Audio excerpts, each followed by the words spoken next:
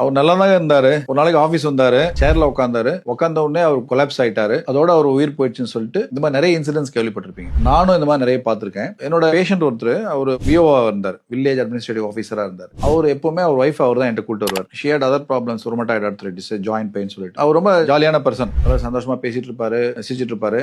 அவருக்கு எந்த ப்ராப்ளமும் என்கிட்ட சொன்னதே கிடையாது. அவர் ஃபேமிலிலையும் அவர் சொன்னது கிடையாது. ஒன் டே அவர் ஆஃபீஸ் போயிருக்காரு, ஸ்டார்டட் ஒர்க்கிங், எல்லாம் ரெடி எடுத்து வச்சுட்டு ஆஃபீஸ்ல ஜஸ்ட் உட்காந்து காஃபி சாப்பிட்டுருக்காரு. காஃபி சாப்பிட்டு கொஞ்ச நேரத்துல he started collapse. வாயிலும் நுர தள்ளிட்டு சேர்லயே உட்கார்ந்து சாஞ்சிட்டாரு. he expired. அதுக்கப்புறம் தான் தெரிஞ்சது he has been harboring a silent ischemia அப்படின்றது. அவங்க ஃபேமிலி சொல்லுவாங்க, இது வரைக்கும் டாக்டர் போய் ஒரு சின்ன ஊசி கூட போட்டது கிடையாதுன்னு சொல்லி என்கிட்ட நம்ம பெருமையா சொல்லுவாங்க. நான் இதுல இருந்து நமக்கு என்ன தெரியுது அப்படின்னா, நிறைய பேர் நமக்கு ப்ராப்ளம் எதுவுமே இல்லையே, நமக்கு ஏன் ரெகுலரா ஹெல்த் செக்அப் பண்ணணும், செக் பண்றது அப்படிங்கிறது ஒரு தேவையில்லாத செலவு அப்படின்னு நினைக்கிறோம். செக் பண்ணா அதுல இருந்து வேற ஏதாவது கண்டுபிடிச்சு நம்ம அதனால வருத்தப்படுவோம், அதனால we will get stressed and feel பண்றோம். that is not the case. சின்ன சின்ன விஷயங்களை ஆரம்பத்தில் கண்டுபிடிச்சோன்னா நம்ம கம்ப்ளீட்டா குணப்படுத்த முடியும். So waiting for symptoms is like gambling with your life. வருஷத்துக்கு ஒரு தடவையாவது உங்களையும் செக் பண்ணிக்கணும், உங்களுடைய லவ்டு ஒன்ஸையும் ரெகுலராக செக்அப் பண்ணிக்கோங்க. இந்த மெடிக்கல் செக்அப், ஹெல்த் செக்அப் அப்படின்றது ஒரு செலவு கிடையாது. It is an investment for your future healthy life. வியாதி நம்மகிட்ட வர்றதுக்கு வெயிட் பண்றது கிடையாது. அப்போ நம்ம ஏன் வியாதி வர்ற வரைக்கும் வெயிட் பண்ணணும்?